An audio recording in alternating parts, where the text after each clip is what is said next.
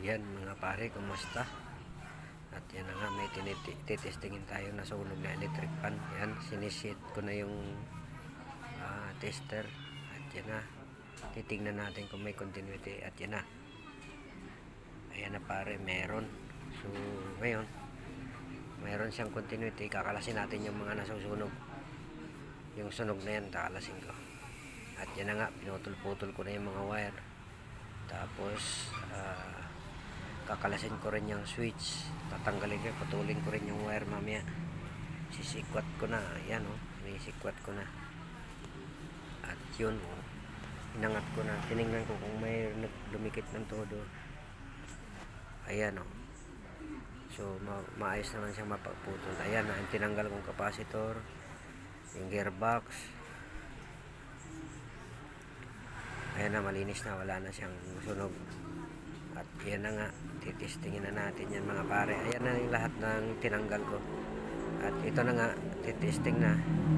Ang pagtitesting mga pare ay huwag nyong gagayahin ng hindi nyo kabisado yung wiring mga pare, at delikado. Baka maputukan pa kayo ng electric fan o motor nyan. Huwag nyong gagayahin mga pare ha. Para lang yan sa mga nakakaano ng diagram niyan.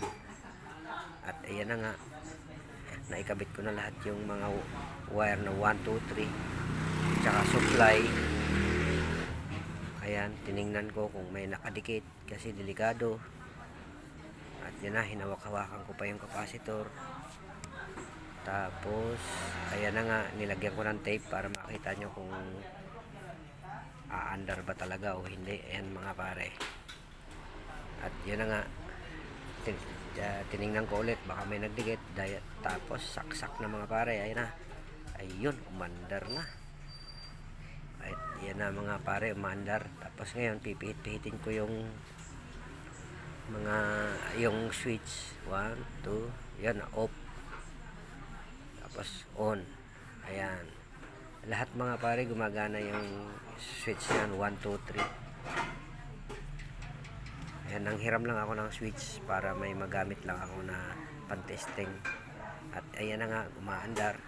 So inulit-ulit ko pa dyan kung talagang andar na ba talaga siya. So ayan, dahil umaandar na yan, pabibilhan na lang natin ng piyasa dun sa may-ari yan, kasi hindi akin yan, paggawa lang yan. Ayan, at yan na nga, okay naman siya. O yan, yan, lahat ng pipihitin ko switch mga pare ay umaandar. At yan na nga, huhugutin ko na okay naman siya, wala naman siyang problema. At yan na, tatanggalin ko na yung mga wire. Ayan yung capacitor mga pare, 1.2 UF. At yan na, tatanggalin ko na yung mga wire.